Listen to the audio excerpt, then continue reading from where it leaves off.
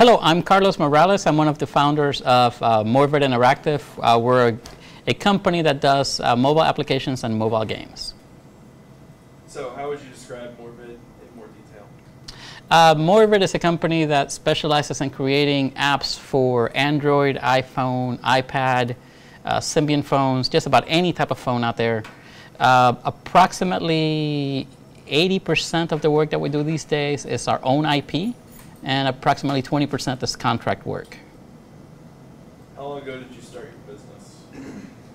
Morbid started back in 2007. There was a group of us who had been working in the traditional video game industry, and we decided that we wanted to create video games for advertising companies. So we approached Captain Morgan Rums, and they accepted a proposal we came up with, and the company flourished after that.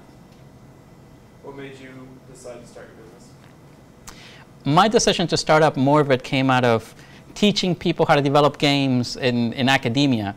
I was starting to feel like I was starting to lose touch with reality, kind of being behind academic walls. Sometimes if you don't get down and dirty and do that kind of stuff for a living, you kind of get out of touch. So it made sense, since that's what I used to do back when I was in industry, to start a company where I did the same types of things as what I teach.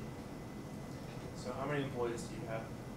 We currently have 4 full-time employees, and then we use approximately 20 to 25 contractors, depending on the scope of projects. So suppose you have an employee that shows excellent growth and dedication to the company, has only been active for a short amount of time. What kind of rewards would this employee receive beyond the potential promotion? I'm a big believer that people do their best work whenever they're working for themselves. So what I typically try to do with our best employees is to give them a percentage of the revenue that's brought in by the projects that they work on. Me, myself, I would much rather be paid nothing in terms of upfront than get a percentage of what something's going to make in the marketplace. That way I feel like my sweat might materialize into something big time, and if it doesn't work out, at least it was a chance that I took. So I try to do that with the contractors or employees that we have. Have you had any failures in your past, and if yes, how are they dealt with? We've had a gigantic number of failures. As a startup, many times you bid on projects that might be a little bit outside of your area of expertise, and sometimes they work out, sometimes they don't. What we typically try to do is, if something is a failure in terms of we either bid on it too low, we just bite the bullet. So there might be projects where we barely break even or we come out behind.